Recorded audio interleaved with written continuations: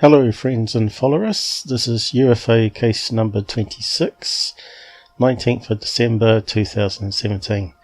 I thought I'd do another UFO case because Secureteam 10 has put out a couple of videos on Cigar UFOs without having a proper investigation into them and just claiming they are UFOs right off the bat.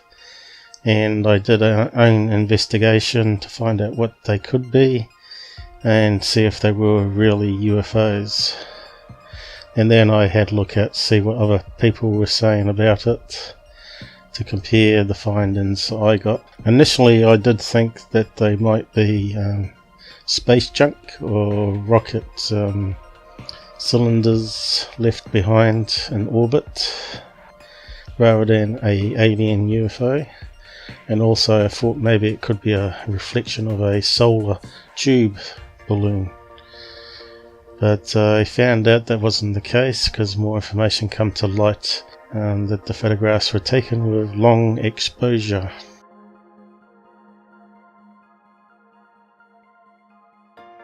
So I looked up the UFO case number on UFO Stalker.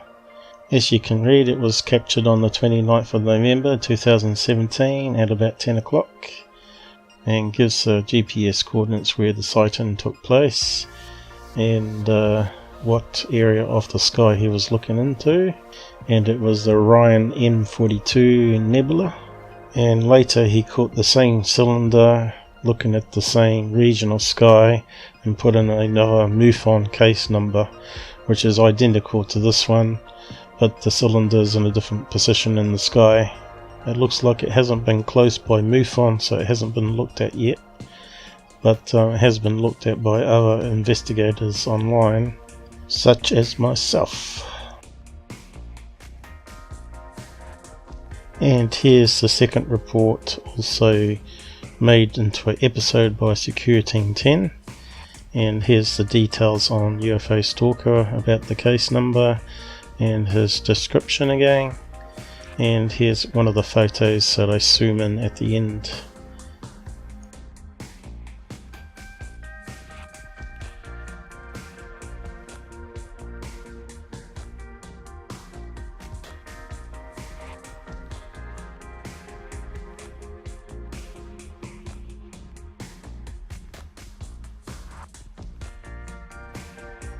So what is long exposure? Here's some wiki on it. Basically it leaves the shutter open longer so it gets more light into the film. Of course what happens is if it's slowly moving you will get a streaky line effect like the picture there. And of course that's what you get when satellites and other debris and planes pass overhead as well, depending how bright it is of course and how sunlit it is from outer space.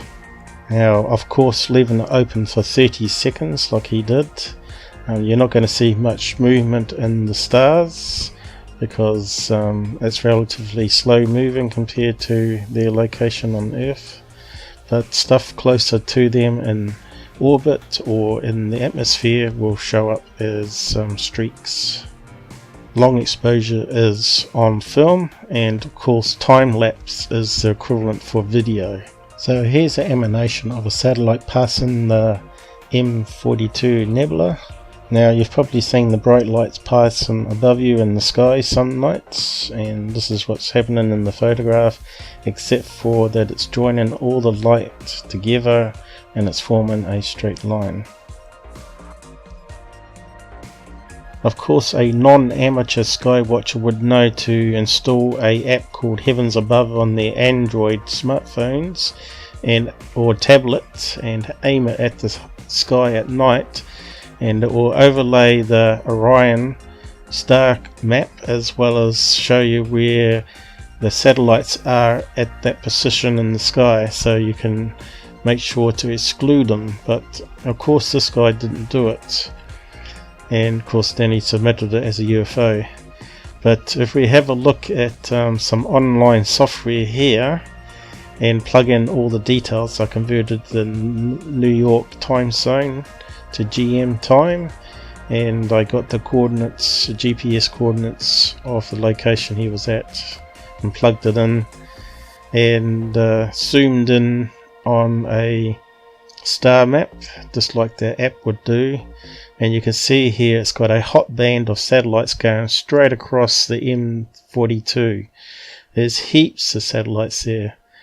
It's like a highway traffic there. Of course, he's going to capture those in his film. And if you zoom right in, you can see here are some main satellites. It's straight in the view of his observation, and I suspect it's all the satellites that he got.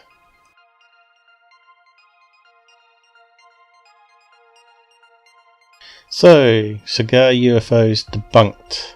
Then I had a look at what the other guys had found out, and it matches exactly what I examined in the star map thing, and it was a highway of traffic of satellites there.